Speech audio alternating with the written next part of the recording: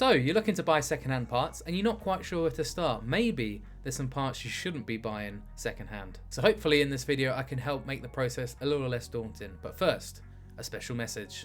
If at the end of this video you found it entertaining or informative, then please consider leaving a like and subscribe to the channel, as I would greatly appreciate it. So I'm going to show you 3 of the sites that I use the most for buying secondhand parts, and I'm going to go in order from the least risk to the most amount of risk from buying from these sites. So we're going to start off with a site called CEX here in the UK. They did used to be in the US as well, but they have since closed up shop there. But you can also go to Micro Center, I think, in the US, and while they don't sell actual second-hand parts, they do sell open box returns and refurbished parts. If there is a sort of equivalent to CEX in the US at the moment, then please let me know in the comments down below, but I just couldn't really find one online. But if you are in the UK, here we are on the CEX webpage. And yeah, you can pretty much type in anything you want. So for example, I've already typed in Intel Arc and a few other searches here. So just gonna go on Intel Arc, and you can see, like, for example, the Intel Arc A750, the 8GB card, is selling on here for £205. Now that's not an incredible deal, but it's not bad either, considering brand new you can find an Intel Arc A750 here in the UK. The cheapest I found it for was 700.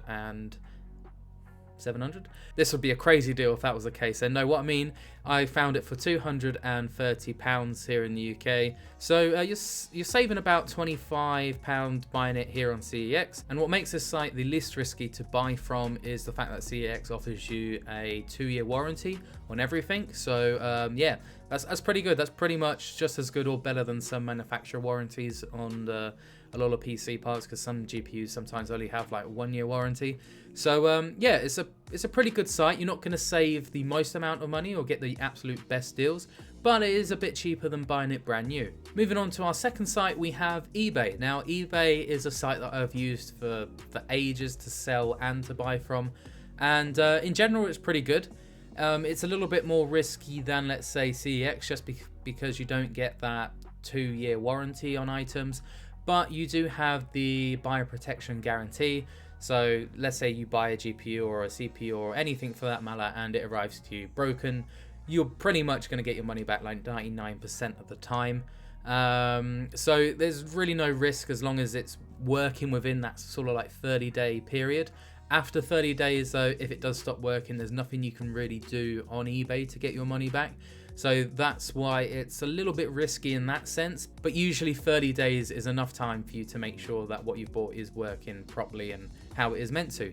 So if we go on eBay here and type in, let's say, Intel Arc again, and hit search, before we were looking at the A750, you can see that in the UK now the A580 is also here, but it's a little bit hard to find here in the UK, so the prices is maybe a little bit higher. But for example, if we scroll down, like here we have a really good one for the Intel Arc A750, £175 plus £4 and 6p postage. And yeah, on the surface this is a good deal, but what you should be looking for on eBay is always you want to have a look at the seller. So for example, if we actually click on this, we can see that the seller has 100% positive feedback, and that is really important to always try buy from sellers that have that feedback. And it's not just the 100% positive feedback, you want to see how many items they've actually sold or bought. So they've got a rating of 1,494, so they've been on eBay probably for quite a while and they've bought and sold quite a lot of things, and they have really good feedback. Next up is you do want to check the pictures, but you also want to have a look at the description on eBay. It's always really important to have a look at the description, because if you do buy something and then there is an issue with it, but the item has described it in the description, a lot of time eBay won't side with you on this, so then you won't actually get your money back. So make sure that you've looked at everything, especially the description, to say that there's nothing faulty. So for example, they've owned this GPU since new, hardly used, which everybody really puts, but it's been used, it's used. And they installed a water block, which they removed and then fitted the original heatsink back. So they've repasted it with new pads. Now, If this seller didn't have the 100% positive feedback and a high buying and selling number, then I'd be a little bit cautious of just people taking apart the GPU and then pulling it back together. But if we do it, we can actually click on the seller. So if you click on the seller and see what else they're selling, you can pretty much see that it's all other PC parts as well. So it does make me trust the seller a little bit more on this particular item. You can also click on their feedback, and yeah, it's pretty good. So for example, I would consider buying this part, and I'd be fairly confident that when I got this, it would work as expected. Another couple things on eBay to note is that on the returns here, for example, this seller has no returns accepted, but the eBay buying protection thing still stands if it doesn't work on arrival. It just means that if it works and then you change your mind, you can't just send it back to the seller, basically. So you've got to be sure that this is the card you want, and if it works and everything's fine, you cannot send it back. But again, if it isn't working, you can send it back and eBay would give you your money back. Lastly, if you are a new account on eBay, then sometimes sellers won't actually allow you to buy the part. So you might actually win it, let's say on an auction, or buy it now, but then they will cancel the order because you don't have any feedback on your account. Just because for some reason on eBay there is some scams with sellers where people will buy parts, then send a completely different part back to the seller, and yeah, it just ends up with the seller losing out pretty much. Lastly, the place where you're going to find a bit more risk is on Facebook Marketplace, because there's no sort of buyer protection clause there or anything like that, or any warranty. So you are strictly just meeting a person and just taking their word for it. So you do have to have a little bit of I don't know, let's say like common sense when you're meeting a person or when you're looking at an item, so you don't get scammed, basically. You can get some really good deals here on Facebook Marketplace, but you can also get a lot of things that are just overpriced, because a lot of people don't really know sometimes what things are worth now. They'll just go off pretty much what they bought it for brand new, maybe 5, 6, 7 years ago. So you might see, let's say, an RTX 3090 going for £1,000, which, let's be honest, you're not going to buy. You're just not going to buy. So if we type in here in Facebook Marketplace Intel, we'll see if anything comes up there.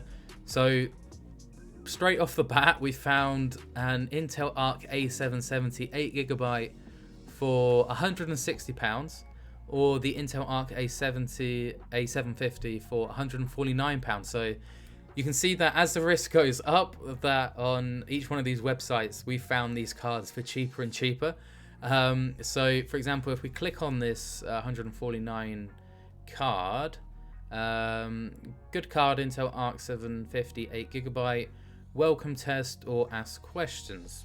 So this is a really good price for an Intel Arc A750, and since they're welcoming you for a test, then I would consider going and having a look at this. If I was in that area, I would I would consider going and having a look and giving it a little test at their place. Then one of the most important things on Facebook is never take a PayPal payment if you're selling, or never give a PayPal payment to someone that you're going to meet up with, because they can literally, that's pretty much just a scam most of the time. Even if it's not, just don't do it, just because they can run off with your money and then you don't get anything in return pretty much. So never do that. Always go for cash or like a bank transfer in person. If you do meet up with someone and after you've had a look at the GPU or CPU and you're not happy with it for any reason, you don't have to buy it. You can just you just say sorry, not interested anymore, it's not for me. I hope you have luck selling it though. So yeah, you don't have to feel pressure to buy it once you're there, especially if, for example, the seller is not very comfortable with you having a look at the item or inspecting it.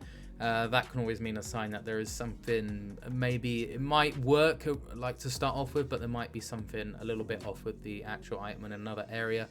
Let's say, for example, in a GPU, maybe one of the HDMI ports doesn't work or the display port doesn't work, but otherwise if you plug it into the HDMI or other display port, it works perfectly fine. Finally, moving on to things that I wouldn't really consider buying secondhand, and on the top of that list is a motherboard. I'm a little bit apprehensive about, especially on sites like Facebook Marketplace. I'd only really get them from eBay occasionally, and that's if the seller has really good feedback and reviews.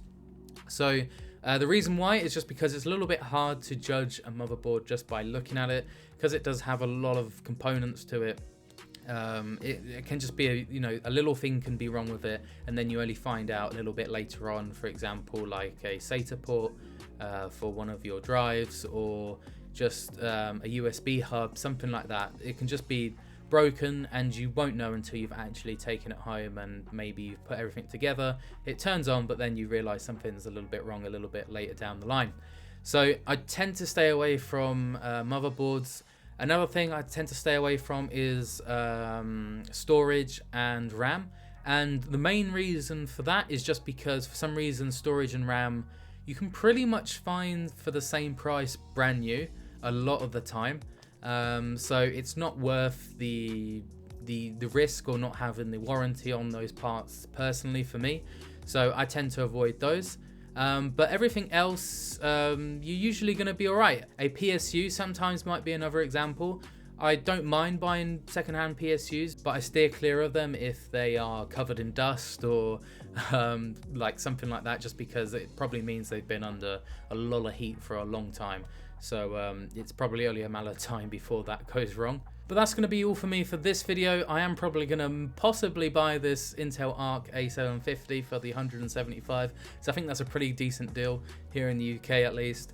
And yeah, do let me know what else you guys do online when you're buying secondhand parts. So is there anything else you look out for, or things you avoid, things like that?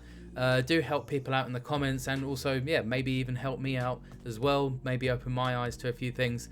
And yeah, I'll see you in the next one. Bye.